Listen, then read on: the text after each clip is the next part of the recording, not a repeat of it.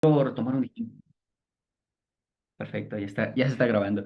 Quisiera recabar o poner un ejemplo. Nosotros como especie, no se sabe a ciencia cierta cuándo surgimos, hay diferentes teorías. Sin embargo, data desde 300.000 años antes a 200.000 años antes, ¿no? Surgió el Homo sapiens. Si hablamos de tiempos cósmicos, pues es muy pequeños. Nuestra especie es muy nueva, muy joven. Y todo este tiempo, desde que existimos en la Tierra hasta hoy, que estamos aquí reunidos nosotros, pues nos hemos enfrentado a diferentes problemáticas. Hemos resuelto diferentes situaciones que nos permiten hoy estar aquí, ¿no? Que nos permiten en estos momentos estar hasta arriba de la cadena alimenticia. Pero no siempre fue así. Am, Hace 5.000 años tuvimos un desarrollo exponencial.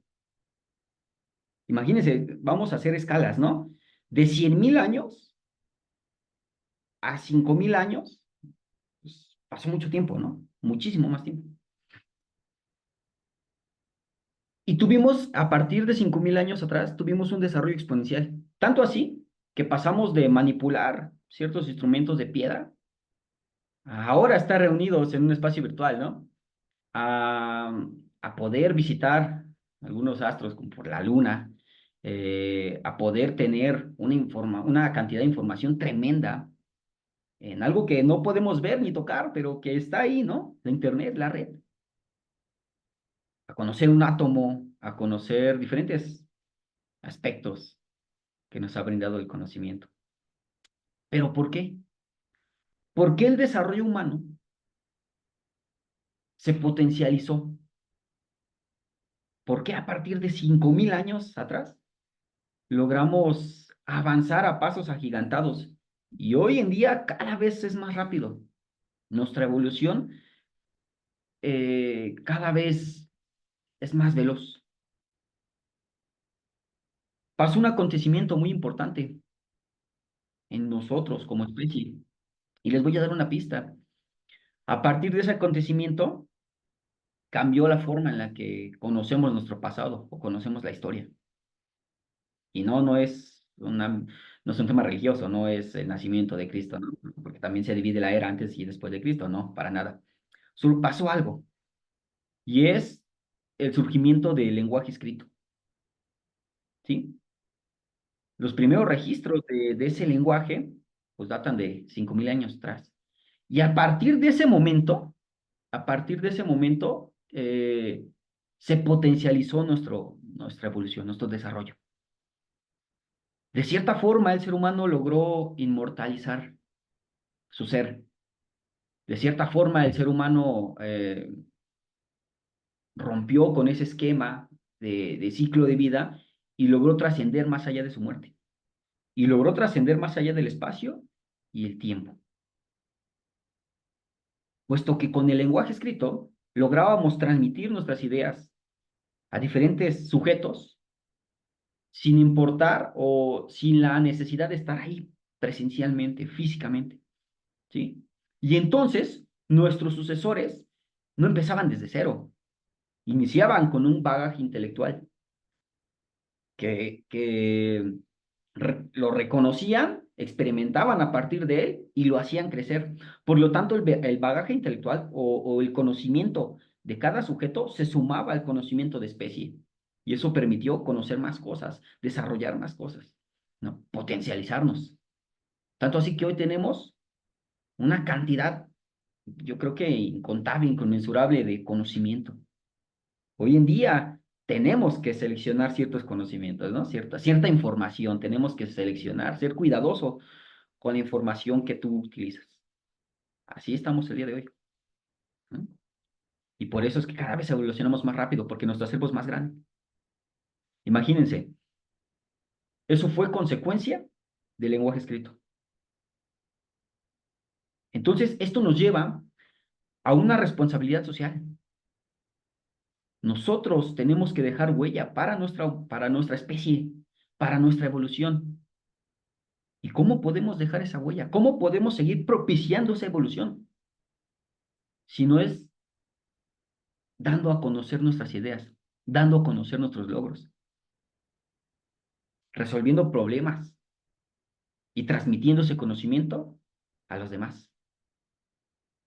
Y entonces, después de analizar cómo es que evolucionamos, cómo es que nos hemos ido desarrollando como especie, pues quiero presentarles la pregunta que detonó toda esta investigación. ¿Puede ser investigador el docente de educación física? Eso yo me pregunté hace algunos años e intenté comprobarlo, ¿sí? Cuando egresé de la Escuela Superior de Educación Física, pues estaba inmerso en esta investigación, puesto que en cuarto año, séptimo, octavo semestre, pues das como tus primeros pasos, ¿no? Te involucras en las metodologías de la investigación, empiezas a producir tus propias ideas. Y pues me cautivó ese tema. Cuando salgo de la universidad, quiero continuar esta investigación. Sin embargo, híjole, las cosas no son iguales como cuando estudias y vas de prácticas que cuando ya te enfrentas a la realidad laboral, ¿no? Y pues empecé a empaparme más de diversas metodologías de la investigación. Comencé con, con las ideas de Roberto Hernández Sampieri. Y aunque Sampieri eh, surgió con un enfoque cuantitativo, en sus últimas ediciones de su libro Metodología de la Investigación, ya retoma ciertos aspectos cualitativos, ¿no? Ciertas metodologías cualitativas. Pero yo inicié con Sampieri, inicié así como en un corte muy cuantitativo. Y sinceramente, ya en mis clases, bajo el enfoque o los enfoques actuales, bajo el socioconstructivismo, el humanismo actualmente, pues no satisfacía mis necesidades. Y entonces empecé a explorar con metodologías más cualitativas y conocí la investigación-acción, la metodología de la investigación-acción. La conocí con Sampieri en sus últimas ediciones, pero después la profundicé con Antonio Latorre en su libro, en su publicación, La metodología de la investigación-acción. Ujú. De todos los ciclos o procesos que presenta la torre, me agradó el proceso de Stephen Chemis. Con él empecé a experimentar y digamos que empezó mi trayecto, ¿no? Con la investigación-acción. La investigación-acción contempla cuatro fases: planificación, acción, observación y reflexión, ¿no? Y era muy propicia, la verdad, me agradaba, me gustaba porque mientras yo daba mis clases, pues iba investigando, iba solucionando algunos problemas que se me presentaban, ¿no? Así fue, ahí, espérenme, listo, ya. Así fue evolucionando mi proceso, este, como investigador, mi desarrollo. Y hubo cosas de la investigación-acción que me agradaron mucho. Por ejemplo, ah, podía analizar de manera cualitativa y rica a través de esta investigación, a través de esta metodología, aspectos mm, acordes a, a los, a los enfoques, ¿no? Por ejemplo, el humanismo. Lograba recabar datos cualitativos, organizaba, categorizaba sus datos, los interpretaba y pues conocía de cierta forma a mis alumnos. Trataba de orientar mi práctica y el desempeño de mis estudiantes a la resolución de problemas, ¿no? A que ellos pudieran eh, involucrarse y ser críticos dentro de su grupo social. Eh, Eso era algo muy padre, me gustaba mucho. Otro, otra ventaja de la investigación-acción que a mí, pues me agradó, es que comencé a problematizar mis sesiones.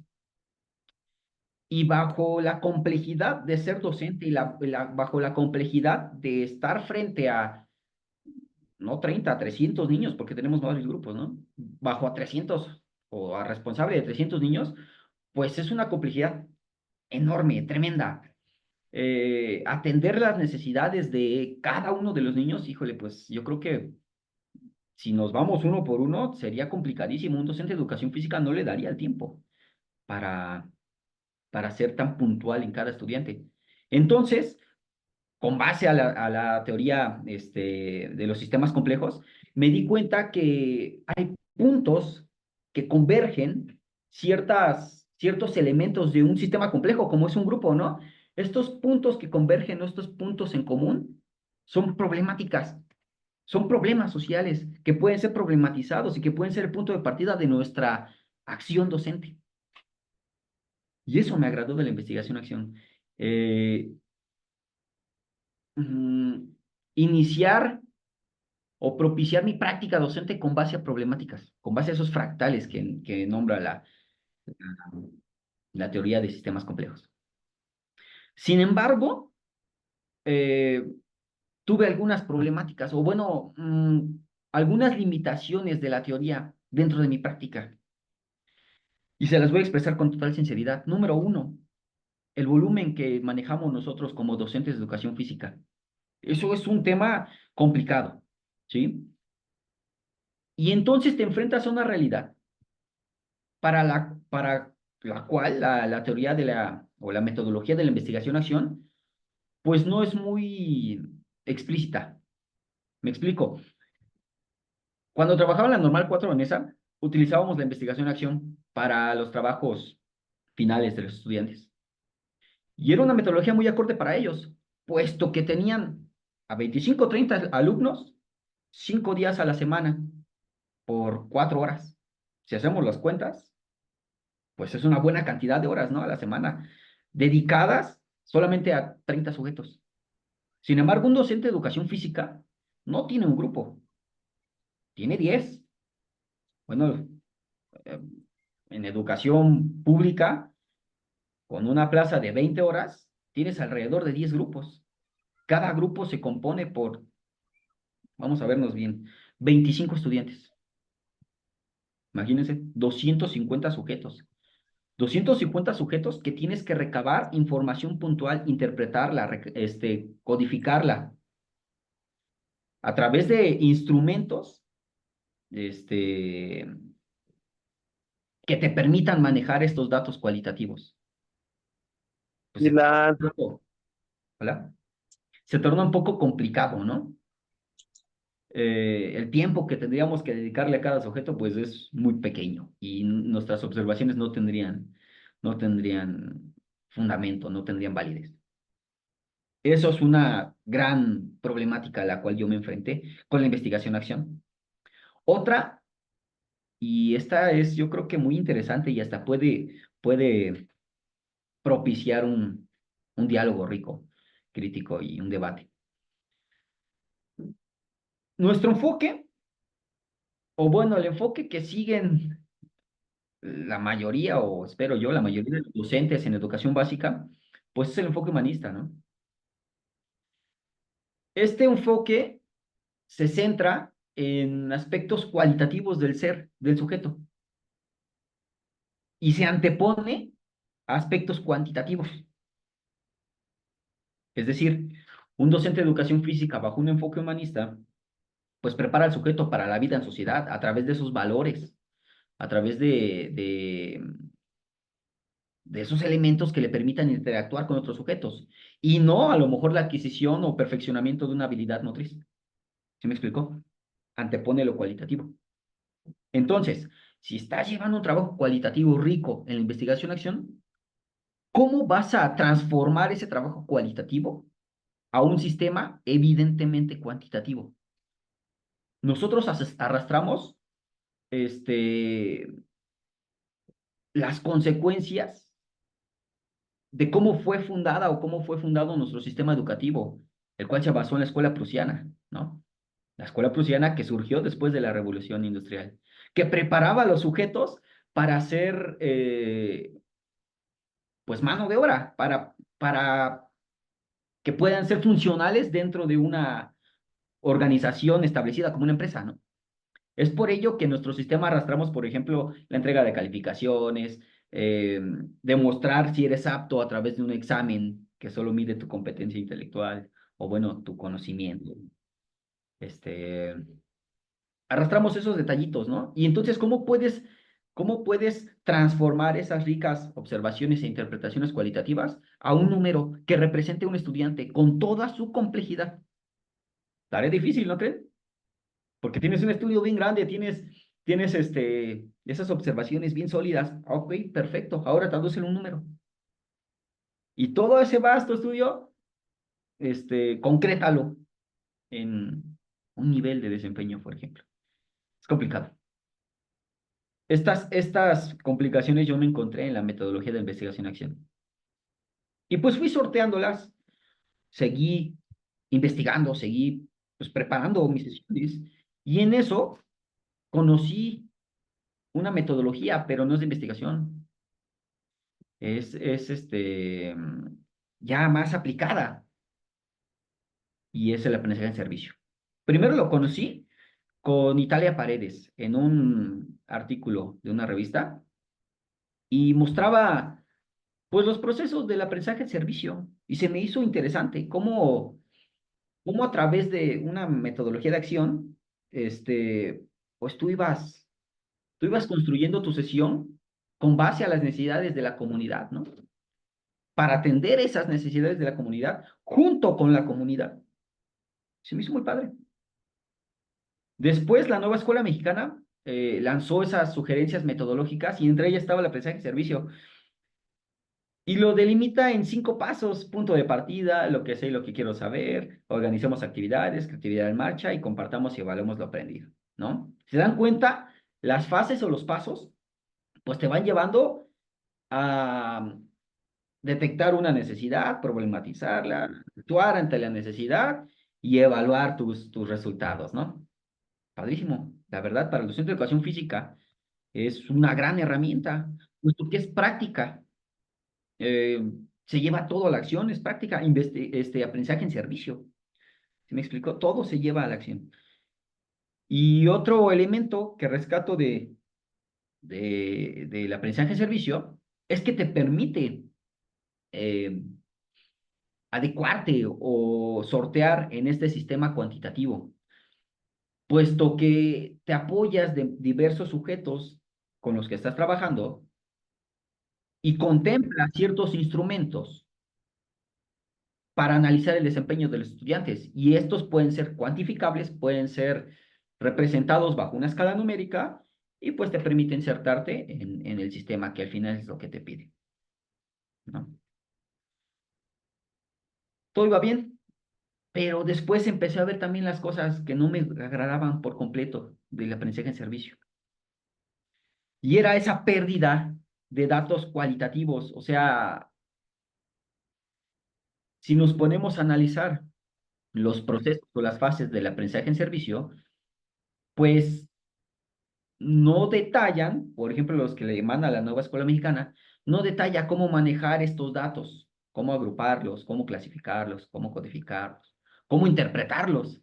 Y por lo tanto, en esos procesos sólidos, en esos procesos cuantificables, pues se va perdiendo esos ricos datos cualitativos que te dan información muy valiosa de tus estudiantes, ¿no? Eso es por una parte. Y por la otra parte, no te permite, o al menos al no ser una metodología de la investigación, pues no te permite dentro de la acción, o se te complica, digamos, interpretar y dar a conocer tus resultados con validez y confiabilidad y por lo tanto, pues se te complica un poco más dar a conocer lo que aprendiste, ¿no? O lo que descubriste o lo que aplicaste. Ambos tienen sus pros y tienen sus contras. Y con ambos experimenté. Ambos me gustaron, pero también ambos tenían ciertas cositas que no me funcionaban. Aquí en este cuadro Si ustedes lo pueden ver, dejen algo chiquito esto para que lo vean bien. Ahí está. En Sí, este se ve bien. cuadro, perfecto. Pongo algunas características, ventajas y desventajas de ambas metodologías. Por ejemplo, de la investigación-acción. Aunque en la investigación cualitativa puede ser un investigador participante, pues de cierta forma es más intrapersonal. Tú llevas a cabo ese proceso investigativo. Este, tú eres rector de ese proceso. Y aunque recabas datos de diferentes sujetos, no recabas en ocasiones la interpretación de otros sujetos. Y en el aprendizaje-servicio es más interpersonal. No utilizas, colaboras con la comunidad para solucionar un problema. Colaboras con la comunidad para llevar a cabo tu práctica docente. Evidentemente, ambas tienen ventajas, ¿no?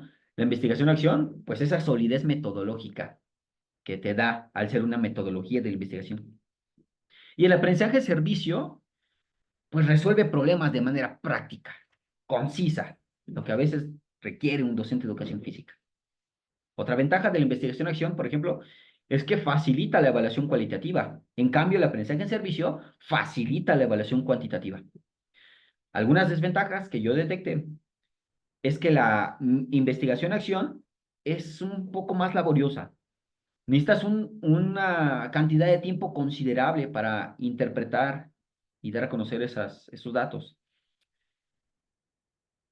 Y pues no se adapta al sistema este, cuantitativo que llevamos, ¿no? A esa herencia de la escuela prusiana.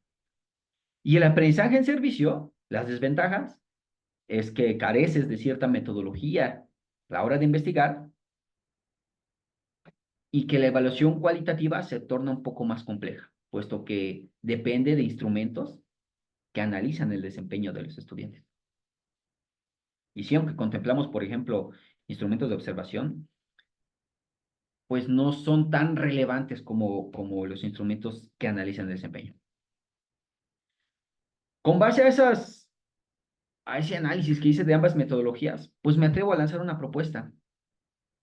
Traté de tomar lo mejor de ambas metodologías para crear una propuesta que nos puede favorecer en dos aspectos. Número uno, resalta la importancia de que el educador físico sea investigador. Y esto es muy importante, profesores. Ya hablamos de la importancia de dar a conocer tus conocimientos, ¿no? Propicias la evolución, en este caso de nuestra especie. Pero ¿qué tal de la educación física? Si, pues, si nos echamos un clavado a una investigación en Internet, por ejemplo, a buscar referentes de educación física fuertes en Internet, pues encontramos muchos españoles, argentinos y mexicanos también hay, pero no tantos como a mí me gustaría. Tenemos referentes fuertes, por supuesto que sí. Me gustaría nombrar algunos, otros no, porque no sé si dañe algunas sensibilidades, pero considero que la educación física mexicana tiene esa necesidad de investigación. Esa es una parte. Otra parte, es una metodología creada por mexicanos para mexicanos, creada por educadores físicos para educadores físicos, y no son adaptaciones que podemos utilizar en nuestra práctica.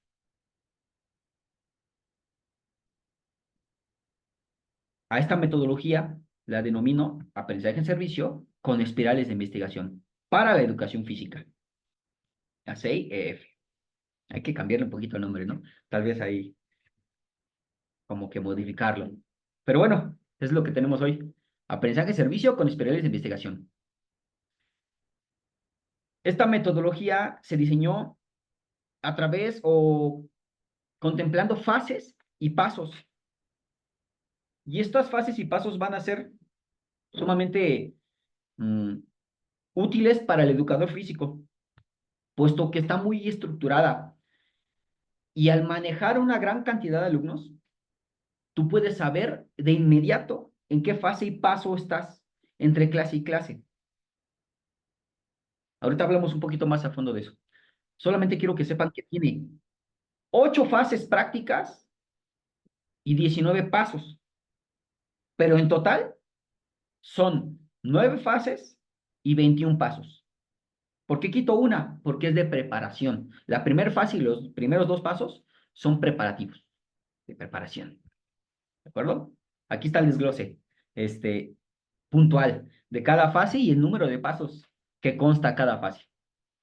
Les hablo a grandes rasgos y después las vamos detallando, ¿sale?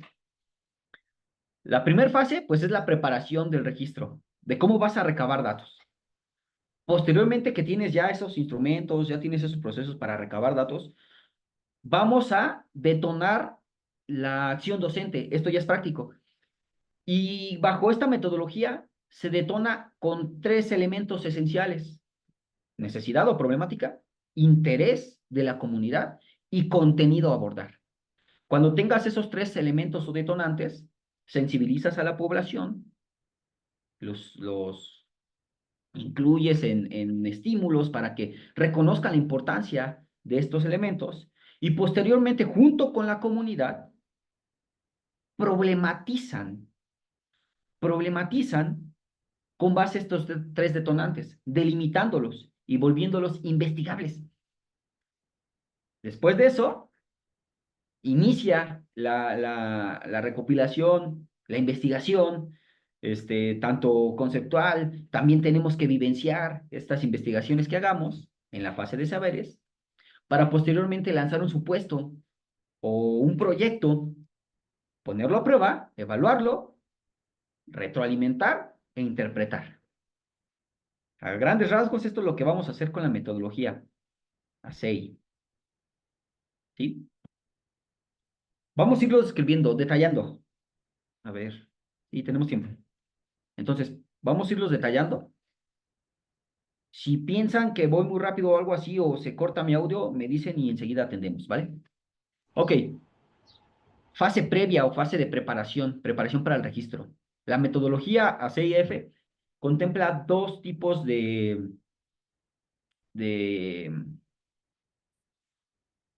procesos para recabar datos y varios instrumentos, ¿sí?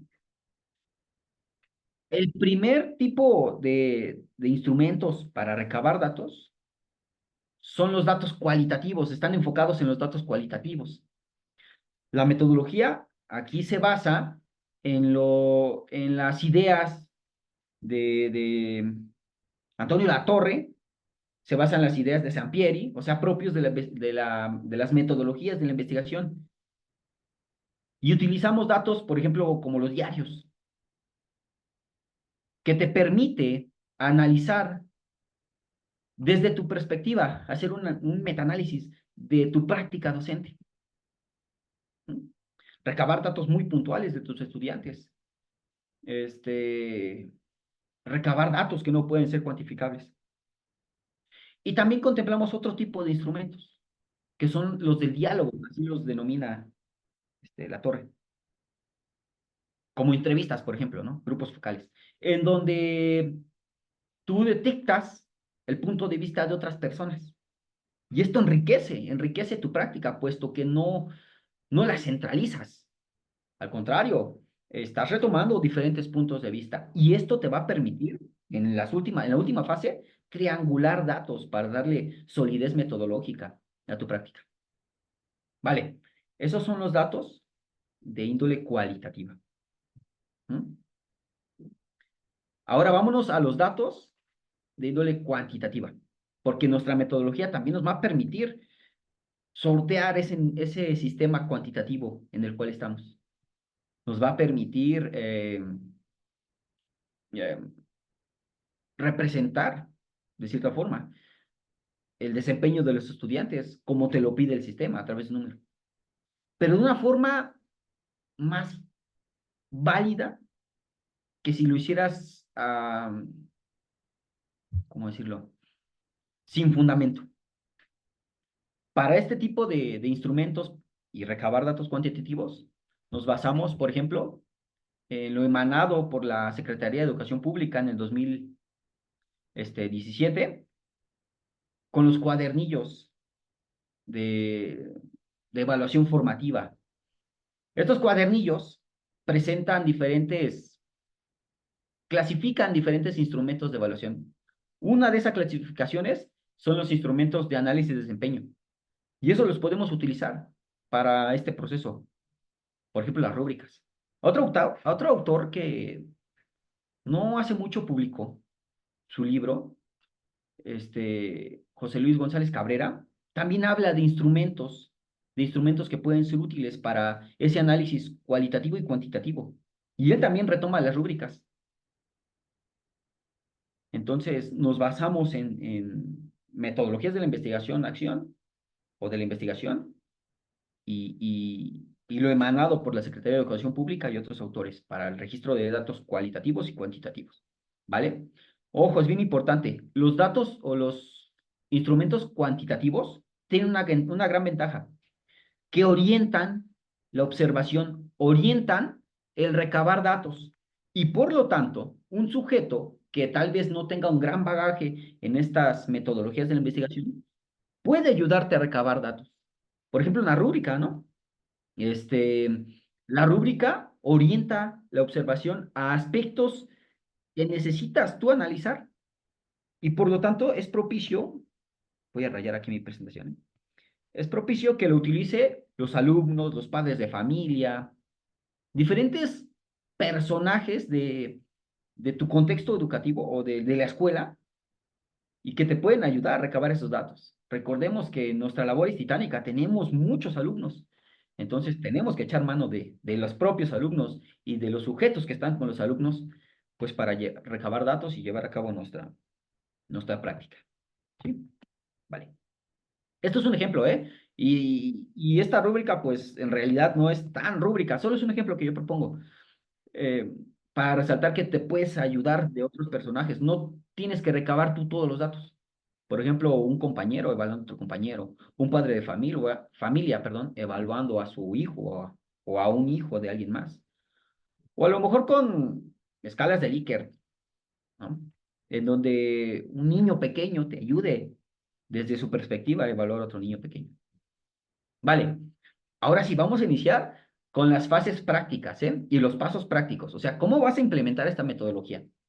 Pero para ello, y para facilitar a lo mejor un poco más esta presentación, coloqué ciertas imágenes que son como guías para nosotros, ¿eh? Cada vez que ustedes vean una libretita así como esta, quiere decir que registres de manera cualitativa, ¿vale? Desde el metaanálisis, o sea, desde tus observaciones. Registra datos elementales, registra incidencias, ¿vale? Registra datos que no pueden ser cuantificables en tus estudiantes. Cuando veas estos sujetos aquí hablando con el micrófono, quiere decir que entrevistes, que dialogues, que recopiles diferentes puntos de vista. Y esto lo registres también, ¿eh? Y cuando veas esta pequeña rúbrica, o bueno, este instrumento, quiere decir que recabes datos cuantitativos. Ujú.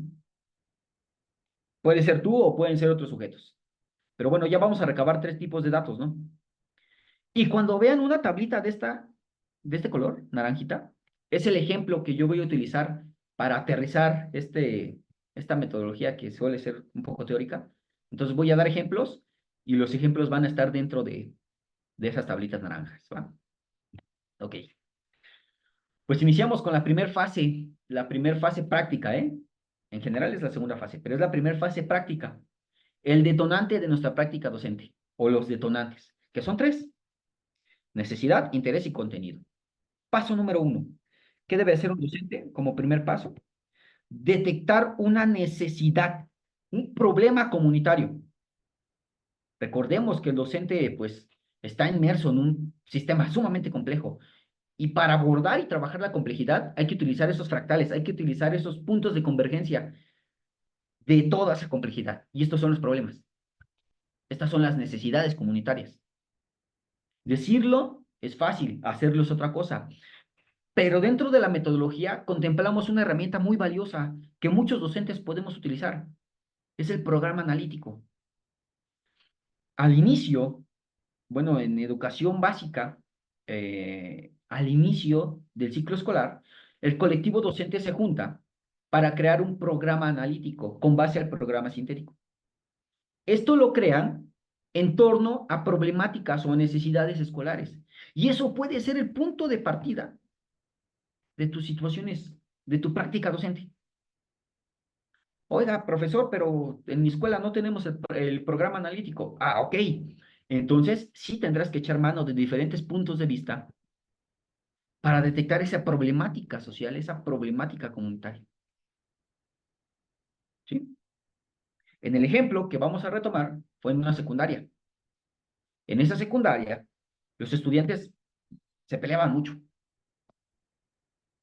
Entonces, a grandes rasgos, una problemática o una necesidad escolar que encontramos entre el colectivo docente y padres de familia fue la convivencia pacífica. Ujú. Que los alumnos dejaran de pelearse, que dialogaran, ¿de acuerdo? Eso fue nuestra necesidad. Después, cuando ya tienes esa necesidad, cuando ya detectaste esa problemática, tendrás que seleccionar un contenido, ¿sí? Con base a los programas de estudio actuales, que te permita resolver esa problemática, ¿ok? Este contenido, el ejemplo, fue la interacción motriz. Seleccionamos ese contenido. Y por último, y esto es una propuesta que lanzamos desde la metodología, es que además de la necesidad del contenido, tendríamos que rescatar el interés de los estudiantes. ¿Qué es lo que quieren aprender ellos? ¿Qué es lo que esperan de tu clase? Y eso es muy importante, recabar esos datos es muy importante. Y esto lo vamos a hacer a través del diálogo democrático. Lógicamente hay diferentes intereses, sí. No nos queda de otra más que hacerlo bajo un diálogo democrático y detectar el interés mayoritario, sin descuidar los demás intereses que pueden ser abordados posteriormente, ¿no? En el ejemplo, pues, había muchos intereses, los niños querían jugar fútbol, querían jugar básquet, pero en su gran mayoría solamente querían moverse, jugar en el patio, juegos motores. Y ese fue el interés que detectamos. Recuerden las imágenes guía, ¿eh? Por ejemplo, aquí detectar la disposición que los alumnos tienen al compartir sus ideas. Bueno, con estos tres detonantes, lanzamos una pregunta genérica en el ejemplo que les propongo. ¿Qué acciones fomentan una convivencia pacífica por medio del juego motor y la interacción motriz?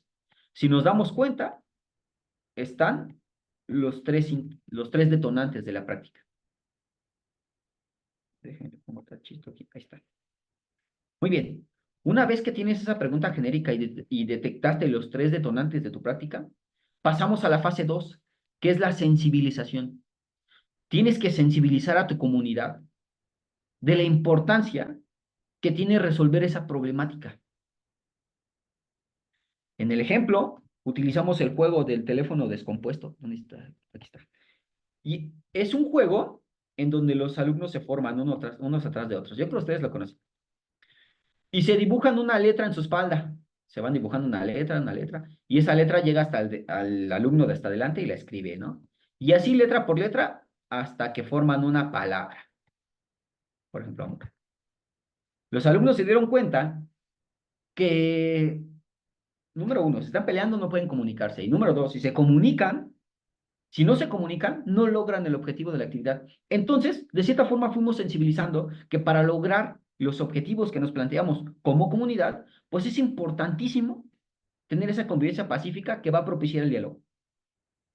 Entonces, ahí fuimos dándonos cuenta, ¿no? Eh, de la importancia de resolver esa problemática. Con eso los empezamos a captar, ¿eh? Y más aún, cuando en la fase 3, en el paso 5 de la metodología, le damos a conocer la pregunta genérica a tus estudiantes. Esto es importantísimo. Dales a conocer esa pregunta genérica a tus alumnos. ¿Qué acciones fomentan una convivencia pacífica por medio del juego motor y la interacción motriz? Si se dan cuenta, la pregunta es muy amplia. Todavía no hemos problematizado, todavía no la hemos delimitado, pero se las presentamos. Y juntos, en el paso 6 con los alumnos, y a través de una investigación rápida, tendríamos que desglosar los elementos de cada detonante de la práctica. En el ejemplo, vimos que la convivencia pacífica, pues depende de la comunicación, del respeto, de la participación, del reconocimiento, de un montón de elementos. También detectamos que hay diferentes tipos de juego motor. Hay juegos colaborativos, juegos de invasión, juegos modificados, juegos de blanco y diana. Hay muchos autores que clasifican los juegos de muchas formas. Eso nos dimos cuenta. Y también nos dimos cuenta que en la interacción motriz incluye y es importante la expresión corporal, la corporeidad, ¿no? O sea, está implícita en esa interacción motriz. Y entonces, cuando desglosamos los tres detonantes, pudimos acotar, delimitar la pregunta principal, eligiendo democráticamente los elementos que vamos a incluir ya en esta pregunta delimitada. Y entonces, junto con los alumnos, logramos crear esta pregunta. Ojo, el docente tiene que fungir como guía, ¿eh? Tiene que orientarlos. Esa es nuestra función. Pero los alumnos también es importante que viertan su opinión, ¿eh? Bueno, la pregunta que delimitamos fue, ¿qué elementos de la expresión corporal, que lo tomamos de la interacción motriz, propician una adecuada comunicación, que lo tomamos de la convivencia pacífica, entre los sujetos dentro del juego colaborativo, que lo tomamos del juego motor? Y entonces, ya con esa pregunta delimitada, con esa pregunta concreta, pasamos a la fase de saberes. Esta fase tiene la intención de profundizar en el tema, de profundizar en cómo vamos a resolver esa problemática. Y esta fase se compone de varios estímulos, y si lo quieren ver así, de varias sesiones. Entonces, en la fase de saberes, los alumnos investigaron cada detonante ya acotado, delimitado, y lo experimentamos en el patio. Por ejemplo, la expresión corporal, estuvimos investigando qué era la expresión corporal. Y estuvimos viviendo, experimentando, vivenciando en el patio qué era la expresión corporal. Los alumnos investigaron qué son los juegos colaborativos y vivenciamos los juegos colaborativos. Y además, experimentamos la comunicación dentro de estos juegos colaborativos. Todo ese bagaje, todas esas investigaciones, ese conocimiento que vamos generando, tanto el docente como los alumnos, es importante que lo vayamos acumulando en una base de datos. Base de datos se escucha muy complicado. Podemos utilizar Classroom, que muchos ya utilizamos. Drive, por ejemplo. Y entonces ir acumulando esas investigaciones, esas vivencias. Y esto es cíclico. Si tenemos más dudas, volvemos a investigar, volvemos a experimentar de manera cíclica hasta que te des cuenta, como guía de este proceso, que tenemos los elementos necesarios como para lanzar un supuesto de investigación o un proyecto concreto. Y el que lanzamos en el ejemplo es, si se evitan posturas dominantes, porque nos dimos cuenta, en la expresión, que hay posturas que propician el conflicto. No sé, cuando sacan el pecho y se pegan la frente. Pues eso evidentemente va a propiciar un problema, ¿no? Un conflicto. Bueno, si se evitan posturas dominantes en la realización del juego de las sillas, que fue un juego que les encantó, ¿eh? Es un juego donde pones muchas sillitas una al lado de la otra y se suben los alumnos. Y entonces se van avanzando arriba de las sillas y las sillas que van dejando atrás las van pasando adelante como para avanzar, ¿no? En conjunto. Ese juego les encantó. Bueno, lo pusimos en el supuesto. Si se evitan posturas dominantes en la realización del juego de las sillas, entonces la comunicación será adecuada para lograr el objetivo más rápidamente. También se dieron cuenta en ese juego de las sillas que el equipo que mejor se comunicaba era el que más rápido acababa la actividad.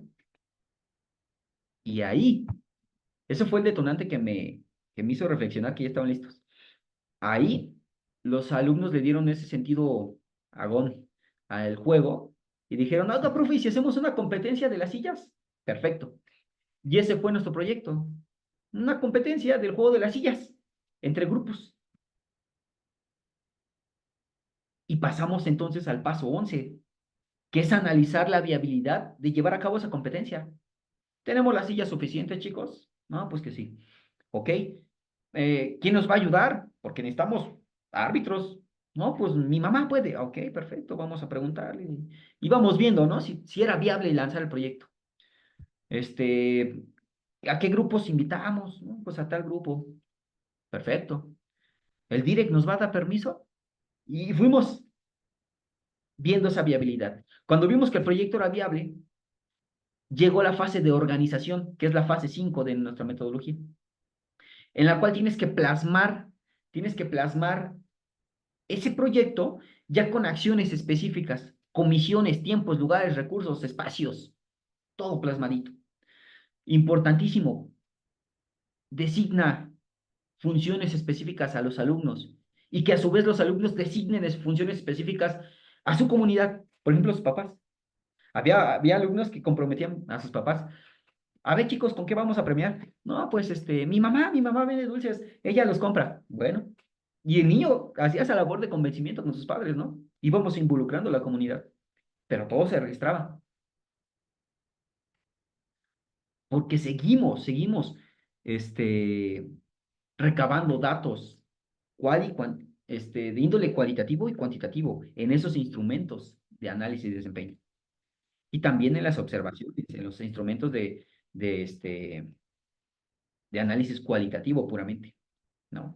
En estas sesiones en las que experimentábamos, pues íbamos evaluando tal cual lo hemos hecho en nuestras sesiones. ¿Sí me explicó? Sin embargo, ahora estamos retomando otros tipos de datos. Al final vamos a aclarar eso. Pero bueno, entonces ya estaba nuestro proyecto en la teoría. Vamos a llevarlo a la práctica. Fase 6, pilotaje. Y entonces llevamos a cabo el proyecto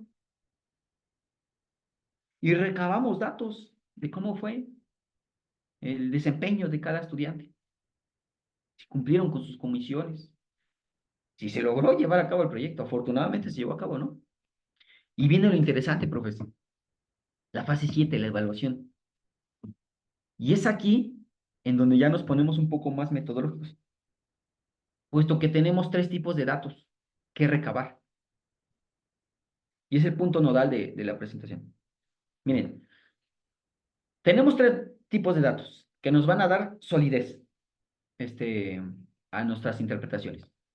Dato número 1, le denomino la metodología función social. Es el paso 14. Tienes que detectar si los datos, o digo, si lo que hiciste, si tu práctica docente y la práctica comunitaria solucionó el problema de la comunidad. ¿Cuál era el problema de esta comunidad? Pues que los alumnos se peleaban mucho, ¿no? Entonces, recabamos esos datos. Ok, a ver, entrevistamos a ver a los niños, o más fácil, cada vez que un niño se peleaba, levantábamos una incidencia, pues vamos a contar las incidencias antes y después del proyecto. Ya tienes un tipo de dato, ¿no? Función social, la vamos a representar con F.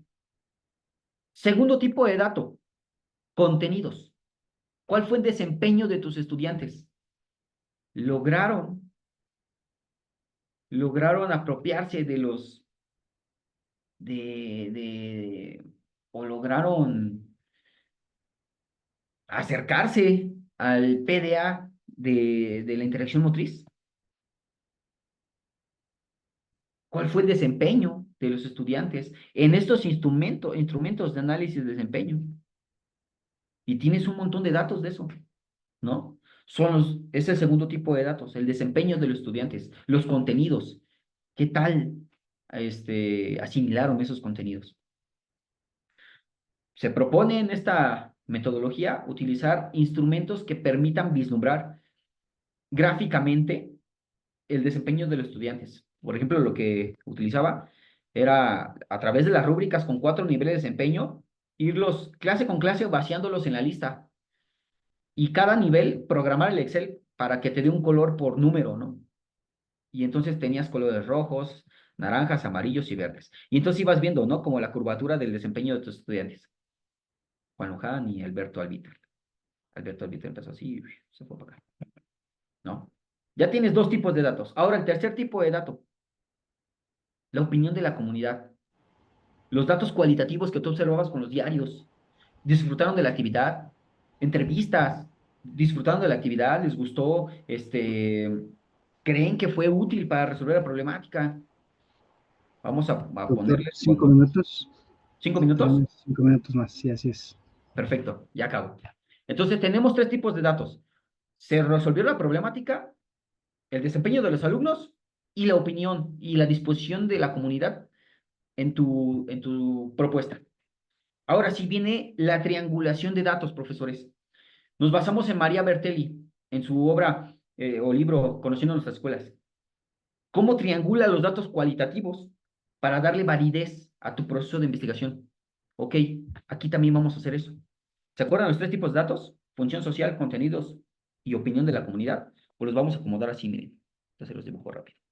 En el manual viene descrito, pero aquí para proponerlo. Función social. Marcamos con C los contenidos. Segundo. Y opinión de la comunidad. Ok, vamos a interpretar de tres formas. Comparando los datos de la función social con el desempeño de tus estudiantes. Esto te va a permitir recabar datos si tienes validez o si tu propuesta tiene validez, puesto que si el desempeño es óptimo y se resolvió la problemática, es totalmente válida tu propuesta. Sin embargo, si el desempeño no fue el óptimo y la problemática tal vez se solucionó, o al revés, la problemática no se solucionó, pero tu desempeño fue óptimo, ahí careces tal vez un poco de validez en tu investigación, ¿vale? Ahí tenemos una interpretación. Interpretación número dos, y seguimos con esa triangulación, los contenidos o el desempeño de tus estudiantes con la opinión de la comunidad. ¿Qué es lo que refleja los datos cuantitativos con los datos cualitativos? ¿Qué es lo que tú observaste? Compara lo que tú observaste con lo que viene en las rúbricas que hiciste tú y los demás estudiantes.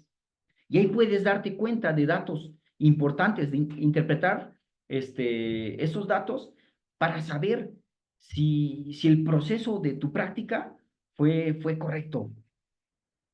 Por último, la opinión de la comunidad, en donde vas a comparar la opinión de la comunidad o los datos de la opinión o el desempeño. No, no es desempeño. La opinión de la comunidad y la disposición al aprendizaje con la resolución de la problemática.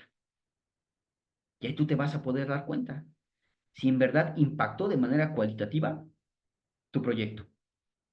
¿Sí? ¿Sí me explico cómo tenemos que jugar con ese análisis e interpretación de diferentes tipos de datos?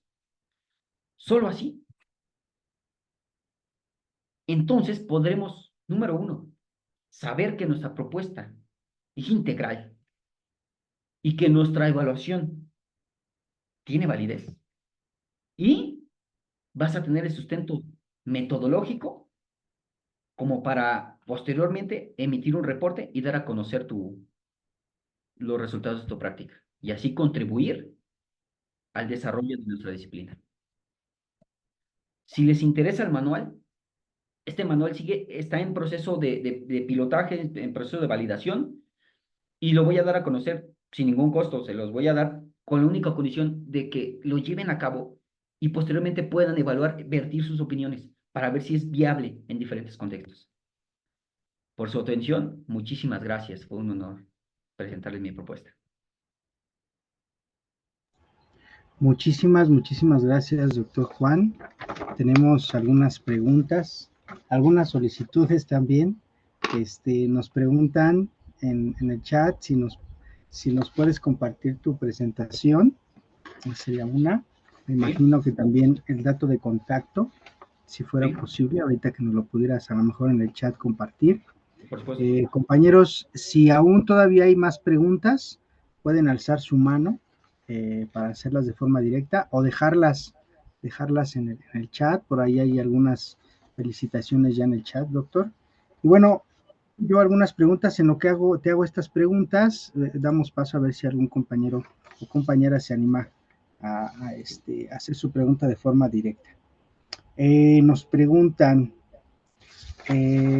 ¿nos podrías recomendar bibliografías para evaluar específicamente en el área de educación física? Hace rato mencionaste un autor, a lo mejor si nos lo pudieras volver a repetir, y si tienes algunas otras opciones, algunos maestros te lo agradecerían. Miren, apenas leí un autor, me agradó mucho, mucho su libro. Estoy preparando una reseña de ese libro. José Luis González Cabrera, Evaluación Formativa. Este, Él lanzó un libro muy, muy, muy bueno, puesto que los referentes de evaluación que tenemos, por ejemplo, tenemos a Domingo Blázquez, a López Pastor, pero no están en el contexto real mexicano. Y José Luis González Cabrera es un docente de educación física mexicano que escribió para mexicanos y propone una metodología para evaluar, yo, en mi opinión, muy pertinente para los patios. Ahorita les hago llegar bien el título del libro. Sí, doctor, gracias. Mientras, si gustas, te voy haciendo la siguiente pregunta. Nos preguntan cuánto tiempo le llevó realizar su investigación, cuáles fueron los retos principales. Ahorita nos platicaste, yo creo que es una de tantas que has generado, de acuerdo a lo que nos comentaste, pero cuáles son los retos que enfrentaste durante la misma, que yo creo que algunos de nosotros también nos enfrentamos a ello, ¿no? Como bien lo mencionas, grandes cantidades de grupos y a veces también diferentes trabajos, ¿no? ¿Qué retos tuviste tú? ¿Cuánto tiempo, fue la primera pregunta, ¿no? ¿Cuánto tiempo me ha llevado la investigación? Está ya, pues ya lleva un ratito. Todo inició cuando empecé a investigar sobre evaluación y publiqué un artículo analizando diferentes evaluaciones que hacen en diferentes contextos. No recuerdo bien el año exacto en el que publiqué el artículo, pero tal vez fácil, un año y medio sí llevo con este tema. ¿Y qué retos me enfrenté? Las tensiones del sistema cuantitativo, de la herencia prusiana. Miren, la educación física está muy cargada de significados y dentro de las escuelas, los mismos docentes de grupo, las autoridades, ven a la educación física como algo puramente cuantitativo. Ven a la educación física como el maestro de deportes, ¿no? Y entonces cuando tú metes a los alumnos a un proceso investigativo y los pides investigar y reflexionar, pues como que les choca esa idea, ¿no? Dicen, ¿por qué esto no es educación física? ¿Porque no están corriendo? ¿O porque no están saltando? ¿No es educación física? Yo creo que esas tensiones culturales de la educación física han sido como las problemáticas que más me enfrenté. Ok, ok. Doc, también nos preguntan tu opinión sobre la elaboración de una evaluación estandarizada para medir contenidos procedimentales. ¿Crees que pudiera, eh, quiero pensar que va por ahí la pregunta, si se pudiera mm, acoplar a lo que estás proponiendo ahorita, ¿no?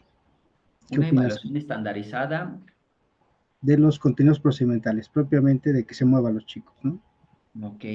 Pues miren, yo creo que el lanzar una propuesta de evaluación, mm, es que la evaluación, como la metodología lo referimos, tiene que estar atendiendo ciertos detonantes de cada contexto. Entonces, si se lanzara una evaluación estandarizada, digamos, yo supongo que para el país, pues se quedaría corta y aparte no iría acorde al enfoque que actualmente estamos manejando, el enfoque humanista, ¿no? ¿Qué pasaría, por ejemplo, con los alumnos que tienen alguna discapacidad? ¿No serían propicios o no serían sujetos para esa evaluación? Eso es algo complicado, ¿no?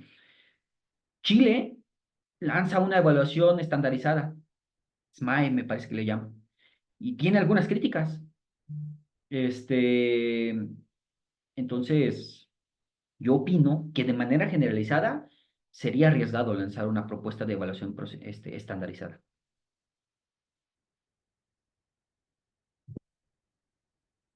Ok, doctor. Van dos en una, Sí, ya para poder cerrar. sí. Hace rato mencionaste algo sobre la triangulación de los datos. Ujú. ¿Qué datos como tal fueron con los que triangulaste? Y junto con esto, si nos puedes decir cuál fue la estrategia que seguiste para compartirla a la comunidad, tus resultados, obviamente. Ah, ya, Sí, así es. perfecto, sí. Mm, Es que los instrumentos arrojan datos que pueden ser clasificados para dos fines, por ejemplo, ¿no? Tu diario arroja datos tal vez del desempeño de los estudiantes, pero también de la disposición que tienen. Pero a ver, vamos a tratar de concretarlo en datos, clasificarlo lo más que se pueda, ¿no?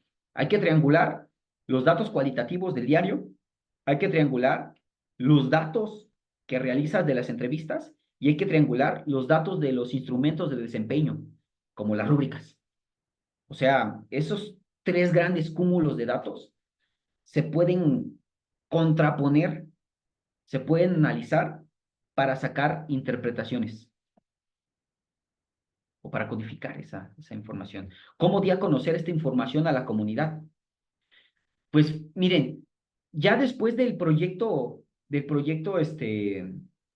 las sillas, con la comunidad yo tiendo a hacer reuniones con los padres de familia.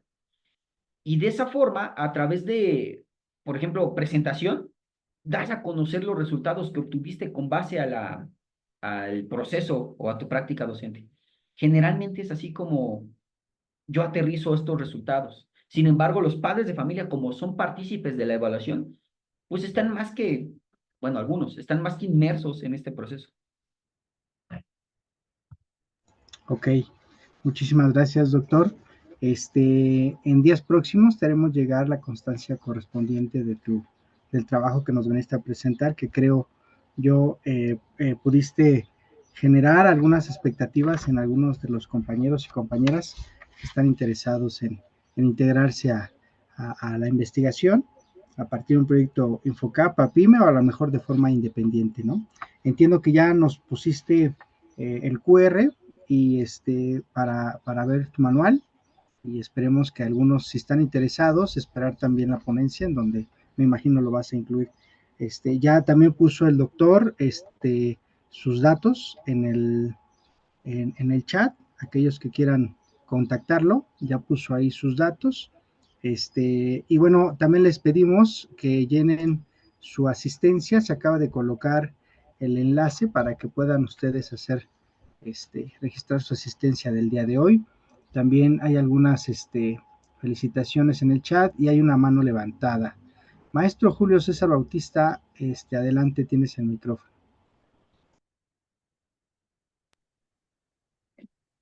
Bueno, buenas tardes. Antes que nada, felicitarte, Juan, pues compañero del evaluador de certificados. Qué bueno, Juan, que ya hayas innovado esta parte que estuvimos platicando, en esta parte que tienes mucho talento desde que nos conocimos, en esta parte cuando nos encontramos como evaluadores de certificados y muchos vacíos que se puede fortalecer en esta área de estudio que es la educación física.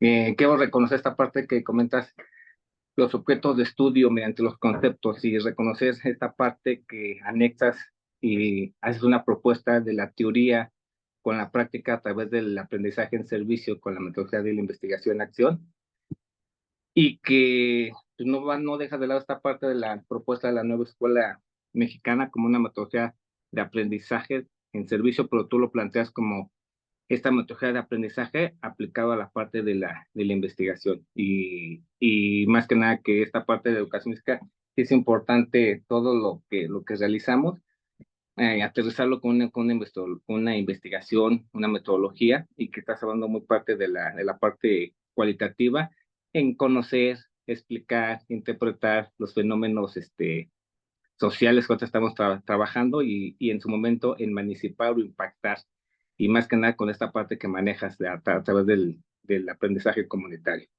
Quiero comentar que esto yo lo trabajé y me recordó la mente cuando este modelo lo trabaja mucho. Yo estudié en la FES Zaragoza en odontología y este modelo de aprendizaje en servicio a través de la investigación en salud pública lo aplican mucho en la FES, no sé, en la facultad de odontología, pero dan la oportunidad que los estudiantes, en el ejemplo de odontología, relacionen o realicen talleres de salud y de atención y que apliquen los conocimientos adquiridos en una comunidad baja, una comunidad que necesita esos apoyos. Y en la FES hay clínicas multidisciplinarias donde los chicos hacen aprendizajes en servicio en apoyo a la comunidad, donde aplican esos conocimientos en sus áreas a estas comunidades. Hablamos comunidades en Nezahualcóyotl, en Los Reyes, y que esta parte que lo relacionas con la educación física, pues sí es una gran labor y que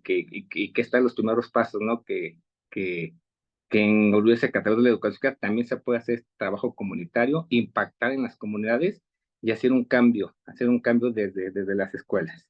Y que planteas muy bien esta parte de la metodología que nos sirve para identificar problemas, que es lo importante, identificar cuáles son nuestros problemas, que a veces los identificamos, pues no diseñamos proyectos de investigación. Toda esta parte de identificar el problema, de diseñar los proyectos de investigación con las preguntas de investigación que tú comentas, la capacitación, la preparación, la ejecución, análisis, reflexión y la difusión y aplicación de estos resultados, que es un paso que va a la metodología de la investigación en educación física. Y pues quiero felicitarte y aprovecho también para saludarte y enviarte un fuerte abrazo, Juan. Muchas gracias, Julio. Qué gusto verte aquí. Muchísimas gracias. Así es, nuestra labor es fundamental. No hay que desprestigiarnos. Somos, yo creo que punto de lanza en esto, en este enfoque humanista que le está dando la nueva escuela mexicana. Sí, muchas gracias, maestro Julio. Hay otra participación, el maestro Salvador quiere también hacer una pregunta o mencionar o tener un comentario. Adelante, maestro Salvador. Y antes de que darle la palabra, sabemos que sí hay un problema técnico ahí con el registro de asistencia, se está revisando, maestro, ténganos un poquito de paciencia y volvemos a colocar el enlace. Adelante, maestro Salvador. Muchas gracias, profesor Elías. ¿Se escucha? ¿Claro? ¿Se escucha? Fuerte y claro, Sí. fuerte y claro. Gracias.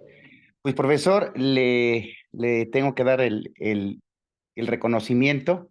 Domina muy bien el tema. De hecho, pues, a veces también, como tú dices, que de acuerdo a la necesidad que surge a través de, de tu trabajo, de las actividades que haces, empiezas a investigar dentro de un problema que tengo yo continuamente. Prácticamente mi actividad es de natación y el problema, ahorita pues tú ya me resolviste, es cómo lo puedo resolver el proceso que tengo que hacer, ¿sí? El problema real es cuántos alumnos debe tener una clase de natación de acuerdo a las características de la alberca, si son niños, si son adultos, porque en el tema de la cantidad de alumnos en clase de natación, no hay ninguna documentación certera, decir que si hay 15, si hay 20, nos meten 30, nos meten 50, nos meten 60, pero obviamente tenemos que manejar tres parámetros prácticamente. Uno, el proceso de enseñanza-aprendizaje que se dé. Dos, la seguridad. Tres, obviamente, la parte administrativa económica, ¿no? Y entonces, generalmente, todos los dueños de las albercas, pues se van a las cantidades grandes y descuidan la otra parte. Con este método que tú mezclaste, pues yo estoy pensando en este momento que es la posible solución para poder aterrizar objetivamente la solución que yo quiero dar. Y antemano, pues te felicito y te mando un abrazo. Gracias. Muchísimas gracias, profesor Salvador. Sí, tiene razón. Usted podría analizar esos datos, ¿no? De tanto cuantitativos, la opinión de sus alumnos, de sus alumnos y su propia interpretación para lanzar unas conclusiones y puedan tal vez concientizar a las autoridades sobre el número de alumnos que puede manejar en la alberca. Muchísimas gracias. Hasta luego. Gracias, maestro Salvador. Como comentario, ya parece ser que ya se arregló el problema técnico del formulario. Les pedimos checar el chat, ya se volvió a poner la liga. Tenemos una última participación, maestro o maestra Eliot Quiñones Alcántara. Adelante, maestra, y creo que es la última participación, o maestro. Adelante. Maestro, gracias.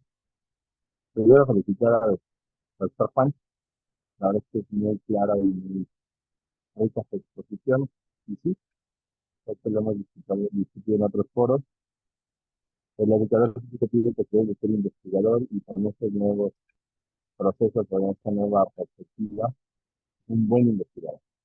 Tenemos que vincular nuestros procesos a, al tema educativo para aprovechar nuestra oportunidad como nueva escuela mexicana. Él lo maneja muy bien, como ya lo han comentado, pero creo que más que aplaudir la buena ponencia que nos acaba de presentar es ponernos a reflexionar todos que tendríamos una oportunidad para tratar de hacer investigación y tratar de establecer perspectivas diferentes, ¿no? Inclusive estamos acostumbrados a evaluar baterías de evaluación, pero desde el aspecto de las capacidades físicas condicionales. Y creo que tendríamos que cambiar la perspectiva a baterías de evaluación en el aspecto social o en el aspecto emocional. Y todo a través de un proceso de investigación, como ya nos fue comentado, que pudiéramos aterrizar nuevas ideas, ¿no? Y solo para reforzar un poco lo que dijo el profe Chava, sí es bien complicada esta parte de cuántos alumnos nos corresponden por docente. Sin embargo, en la Escuela Nacional Preparatoria todos sabemos que los grupos son muy numerosos. Hace poco estaba escuchando un documental que digo, en México no es viable, pero lo quería compartir. Si un maestro se dedicara a dar clases particulares y le pagaran a la semana 100 pesos por cada alumno, serían 400 pesos al mes. Con 10 alumnos ya tendría 4,000 pesos a la semana, ¿no? Y entonces su promedio de salario con poquitos alumnos sería 16,000 pesos. Por eso se especula que el salario de nosotros está muy por debajo de un estándar. Y yo no creo que la calidad esté peleada con la cantidad. Si hay cuestiones de riesgo y de factores, sí, pero creo que todos en la Escuela Nacional Preparatoria estamos muy acostumbrados a trabajar con grupos numerosos e inclusive hemos desarrollado un montón de estrategias y dinámicas de control de grupo y de diversificar la clase, que considero que en la escuela hay un excelente tejido de docentes que participan. Y bueno, muchas felicidades, doctor, y estamos todos en contacto. Gracias. Muchas gracias, Eliud. Me dio mucho gusto verte. Sí, no hay mejor forma de contribuir a nuestra bella disciplina que investigando. No hay mejor forma de defender a la educación física que aportando. Muchas gracias. Pues muchas gracias a ti, maestro Juan. Muchísimas gracias a todas, todos que estuvieron presentes el día de hoy para esta actividad. Voy a pasar el micrófono a la maestra Marisol, quien dará los últimos avisos de la sesión del día de hoy. Nuevamente, maestro Juan, muchísimas gracias. Te hacemos llegar tu constancia. Muchas gracias. Hasta luego. Gracias, maestro Elías. A nombre del maestro Daniel Aceves y la jefatura de departamento, la Dirección General de la Escuela Nacional Preparatoria, le damos las gracias, maestro Juan Alberto Luján, por esta tan interesante charla que nos acaba de dar y pues que nos inspira a que todos nosotros que tenemos la oportunidad de hacerlo, nos convirtamos en investigadores de lo que amamos y de lo que hacemos día a día. Maestros, les recordamos que la liga de asistencia la tienen que llenar a pesar de que hayan hecho su registro previo, por favor. El día de mañana tenemos la charla El cerebro adicto con el doctor Alejandro Saldívar Gómez a las 5 de la tarde. Y el día viernes empezamos a las 4 de la tarde con el manejo y uso de los datos personales en el deporte y la actividad física con la doctora Arcelia Moreno Agraz. Y posterior a ella, la autocompasión y la autoestima con la doctora Carla Jimena Martínez Díaz. Muchísimas gracias a todos por su participación, por su asistencia. Esperamos que tengan una muy buena noche y nos vemos el día de mañana en punto de las 5 de la tarde. Muchas gracias. Que pasen buena tarde. Buenas tardes. Hasta luego. Muchas gracias, Miss. Gracias a todos. Hasta mañana. Hasta mañana. Hasta luego, gracias a Saludos. todos. Hasta luego todos.